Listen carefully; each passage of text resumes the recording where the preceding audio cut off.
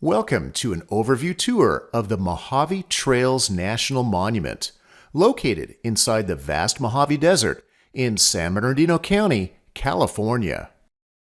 Mojave Trails is a fairly new national monument, as it was designated in 2016 along with two other nearby national monuments, Sand to Snow and Castle Mountains. Here is a map that I'll be referring to a lot during this tour. You'll see it looks like a big letter Y, with its upper left side touching Interstate 15, its upper right side touching the Nevada border, and its bottom touching the boundary of Joshua Tree National Park. I will also be incorporating Google Earth imagery with our tour of Mojave Trails National Monument. Here you can see where it's located in relation to the metropolitan areas of Los Angeles and Las Vegas. As we zoom in, you'll be able to see the monument's borders in more detail. As you can see, it covers a large swath of Mojave Desert, 1.6 million acres to be exact, just south of the existing Mojave National Preserve and north of Joshua Tree. Unlike other national monuments, the area here is almost totally undeveloped, which was one of the reasons for creating it. With the talk of large-scale solar power plants and wind farms, desert activists and preservationists wanted to take action before this swath of land was used for something that would alter the scenery in this area forever. When I say this land is undeveloped, I mean there is nothing man-made within it except for a few abandoned ghost towns, some with maybe a handful of residents left. Other than those towns, there's nothing but virgin desert. The monument also encompasses and joins several wilderness areas, such as Clipper Mountain, Cadiz Dunes, and the Trilobite Wilderness. Other lands are those that have been acquired over a period of more than 20 years by the Wildlands Conservancy and were then donated to help create a larger swath of protected land. One goal when creating the monument was to secure the funding and preservation for various historic roads and trails, hence the monument's name, Mojave Trails. One of the primary roads is Route 66. One of the longest, uninterrupted stretches of historic Route 66 passes through Mojave Trails. Unfortunately, many of the bridges for the roadbed that were built in the 1920s are slowly decaying thanks to the desert sun and numerous flash flood events they have endured since they were built. Thanks to the new national monument and the county of San Bernardino, efforts are now underway to repair the hundreds of old wooden bridges along this stretch of the historic Mother Road. Passing through Afton Canyon, a place you'll learn about later in the tour, is another historic road called the Old Spanish Trail, as well as the Old Government Road, and later yet called the Mojave Road. These roads pass through the monument's northern edges. Another historic road through the monument was built in 1882, the railroad that we see along Route 66. It was originally built by the Southern Pacific Railroad from Barstow to Needles to connect to the Atlantic and Pacific Railroad, which was built across Arizona and ended at the Colorado River. Later in the 1890s, the Atchison, Topeka, and Santa Fe Railroad acquired this section of track, along with the rest of the Atlantic and Pacific, and has been the Santa Fe up until 1995, when it became the BNSF Railway. Another interesting piece of history that is preserved within the monument are the various roads and camps used in the beginning of World War II to train nearly 1 million soldiers under the command of everyone's favorite general, old blood and guts himself, General George S. Patton. His battalions of tanks, half-tracks, and jeeps crossed the deserts here, leaving their trails, which can still be seen today, mainly on the monument's east side. Many people think that the words National Monument means that it is land closed to motorized exploration. It isn't. Wilderness areas are, but they were established decades ago. Much of the Mojave Trails National Monument is open to mixed recreation, including hunting and off-road exploring. Camping is also allowed in the National Monument. There is only one developed campground, which is located in Afton Canyon. Otherwise, dispersed camping is allowed. See the BLM website for details about dispersed camping throughout the monument. Just Google Mojave Trails National Monument and look for camping information.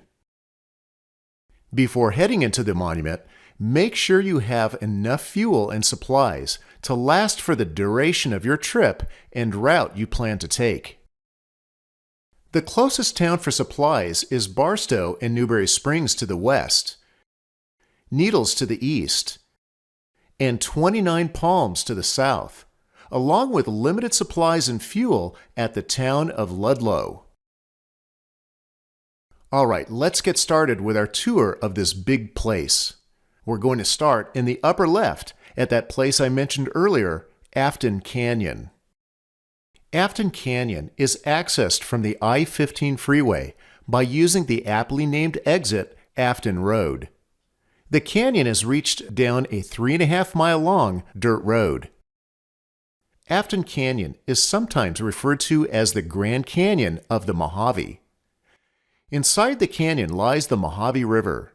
This section is one of the only areas along its length where water is always present. The Mojave River is one of those odd rivers that runs away from the ocean, ends in the desert, and its water flows mostly underground. You might think that the river carved out this canyon, and that is partially true. Many geologists believe that the dramatic sheer walls of the canyon we see today were carved in only a few days, when a massive flood rushed through the canyon approximately 18,000 years ago. Back then, the hills surrounding Afton Canyon were a natural dam for the Mojave River and helped to create a large, ancient lake called Lake Mannix. Geologists theorize that either an earthquake or the water finally breached the hills, causing the lake to drain in those few days, creating the crazy landscapes we see here today. The canyon boasts some spectacular landscapes. Its colorful and corrugated canyon walls are a sight to see. Vehicles with high clearance and four-wheel drive can drive the road through the entire length of the canyon. Most vehicles can negotiate the dirt road from the Afton Canyon exit to the campground at the beginning of the canyon. As mentioned earlier, it's the only developed campground in the monument. It has 22 primitive campsites and 2 pit toilets. Each site has a shade structure, parking area, and fire pit. From the campground, a 4-mile round-trip hike can be enjoyed into Pyramid Canyon. It is the drainage and canyon directly south of the campground. Access it by walking towards and under the steel railroad bridge. Walk across the Mojave River, which is probably dry here, then up the major drainage. The canyon scenery is really unique here. The goal of the hike is to reach Ash Cove, which is the edge of an ancient lava flow with many different colored hills. Continuing on the main road past the campground will require crossing the deepest part of the Mojave River. It is usually full of water. Use your best judgment on crossing the river with the type of vehicle you have and the current conditions and depth of the river. In another mile, the road crosses the river again, which is next to the second steel railroad bridge. This is the beginning of the main part of the canyon, which continues on for another 3 miles until the third railroad bridge is reached. In this part of the canyon, there are several slot canyons that can be explored. some of them very narrow. Walking through these canyons is quite an adventure. Here's also where you'll see a lot of those colorful and corrugated canyon walls mentioned earlier. Passing through Afton Canyon is the Old Government Road, also known as the Mojave Road. This was an important supply route from Prescott, Arizona to Los Angeles and was used from 1857 until 1883. In Afton Canyon, the Mojave Road shares this same path as two other historic roads, the Old Spanish Trail and the Mormon Road. The Old Spanish Trail stretched from Santa Fe, New Mexico to LA and was used from about 1830 until the mid-1850s, whereas the Mormon Road, also known as the California Road, stretched from Salt Lake City, Utah to LA and was used from about 1855 until around 1900. Today, overlander adventurists challenge their four-wheel drive skills by navigating the Mojave Road from the Arizona border to Barstow. Afton Canyon is one of its waypoints. From Afton Canyon, we're going to go straight south for about 20 miles to Pisgah Crater, just off Interstate 40. Pisgah Crater is known as a cinder cone, which is a type of volcano. Geologists are not sure when Pisgah Crater erupted. It could be 2,000 years ago or 20,000 years ago. The eruption created several lava tubes. These are essentially caves and are open for exploration. The basalt or lava rock surrounding Pisgah Crater has the largest concentration of caves in Southern California. You can experience the otherworldly landscapes of Pisgah Crater by taking a very beat-up road from historic Route 66. The base of the crater is reached in about 2 miles. Along the way, you'll see how the desert environment, mainly plants, adapted after the eruption. Driving up and around the backside will provide a great view of the vast basalt field where lava once flowed out of the crater. Here is where the lava tubes and caves are located. Look for trails leading to them from the end of the road. Zooming out on Google Earth, you can see how far the lava flowed from the crater, all the way over to the west. You can also see some of the basalt nearer to the crater is darker than further away, the darker possibly indicating younger basalt from more recent eruptions. Next, we'll head east 12 miles and visit the desert outpost town of Ludlow. This town has a long and interesting history. It started in the 1870s when the railroad came through and was named after William Ludlow of the Southern Pacific Railroad. Ludlow was officially founded in 1882, and shortly thereafter, valuable ore was discovered and the town began to boom. Starting about 1920, the town also serviced weary travelers on the National Old Trails Road and later Route 66. Today, a few basic necessities still exist in town: a hotel, a cafe, and 2 gas stations.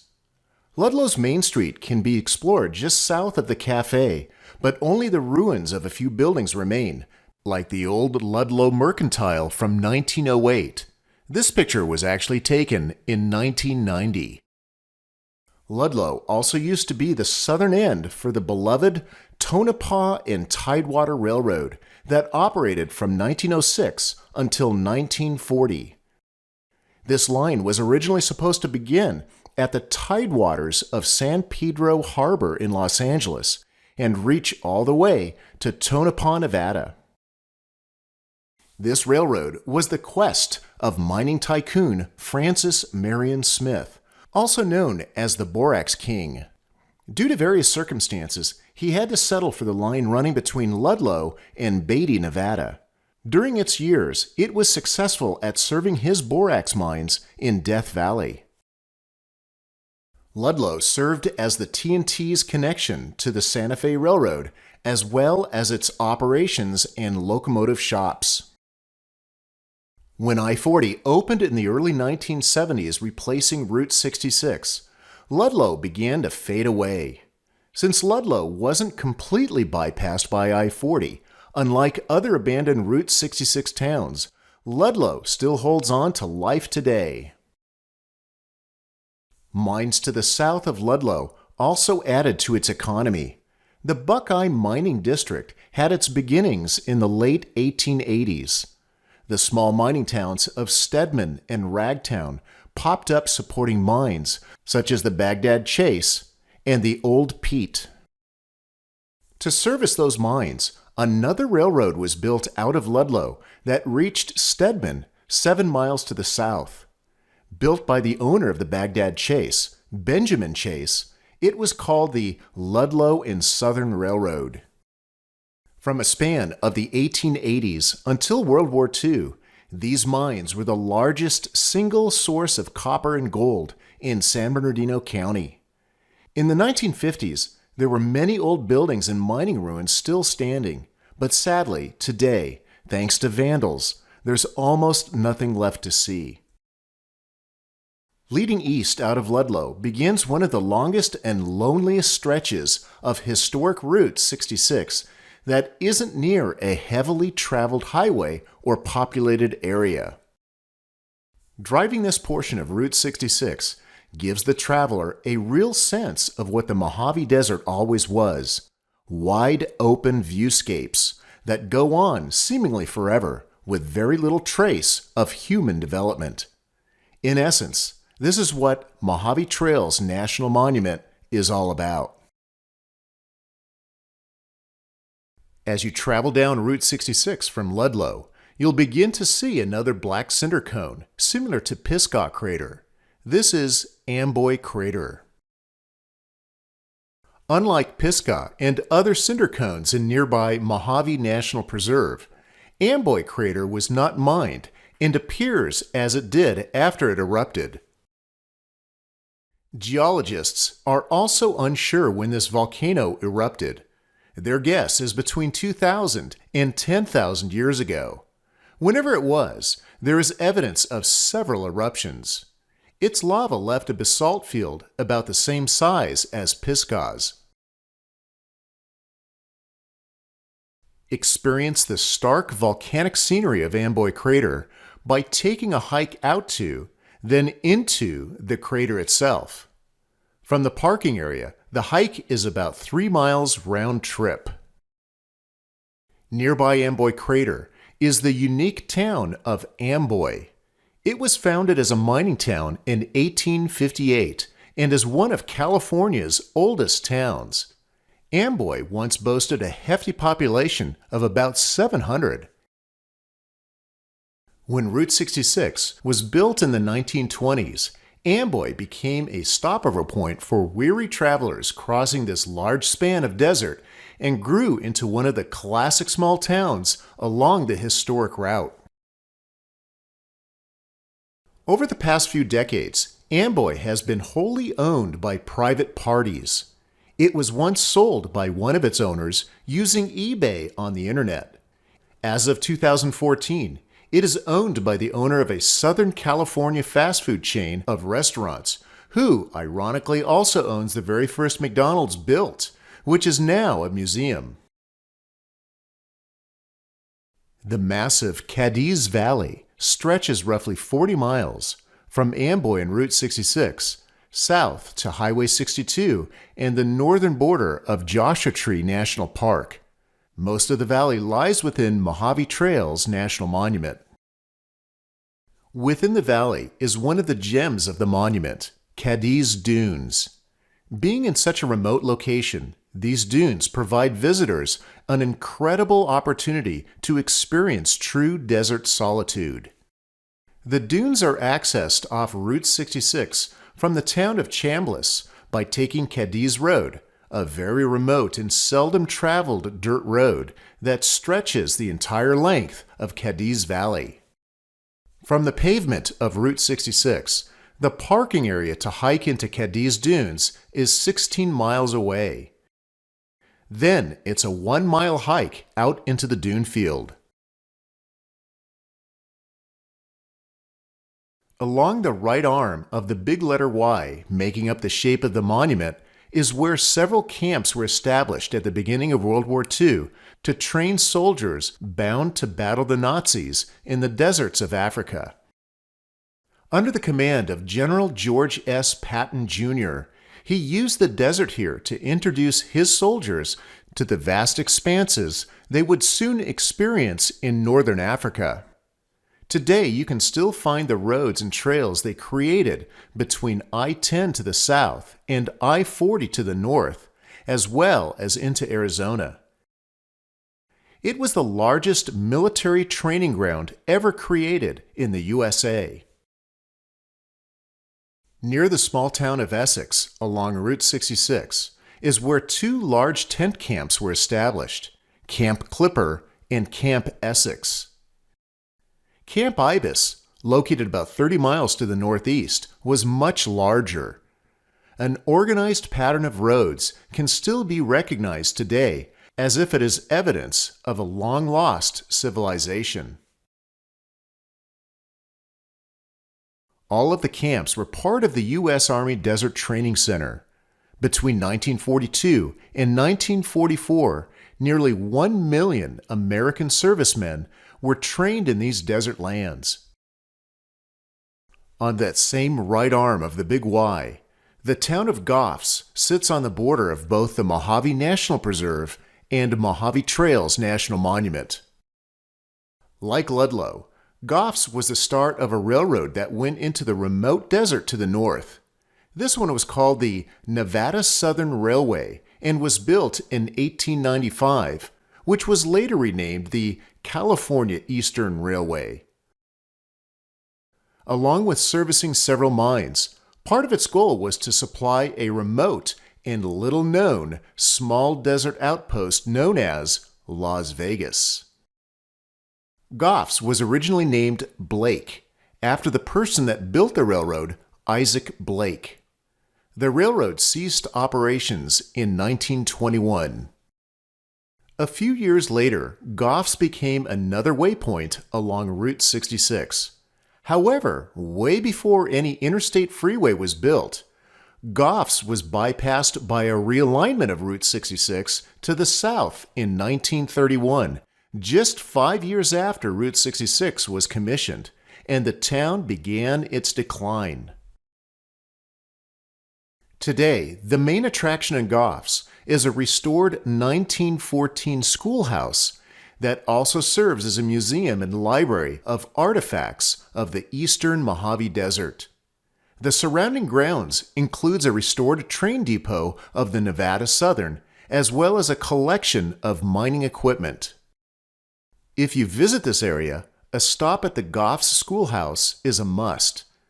The museum is usually open Friday, Saturday, and Sunday from 9 to 4. However, Google Goffs Schoolhouse just to make sure of any updates. Goffs is also one of the southern gateways into the vast Mojave National Preserve created in 1994. Take Landfair Road from Goffs north into the preserve to enjoy even more pristine Mojave Desert scenery. Camp Ibis, mentioned earlier, is located 14 miles east of Goffs along Highway 95. Its network of organized streets and historical marker are on the east side of the highway. And that wraps up our tour of the Mojave Trails National Monument. Since this is a new national monument, undoubtedly new features and facilities will be added. The best source of information is either the BLM website or simply Google Mojave Trails National Monument to look for the latest information on the web. The monument is managed by the Needles BLM Field Office. We hope this gives you a good overview of this vast national monument, along with where various places are located and what they look like. When you plan your visits here, we bid you happy exploring.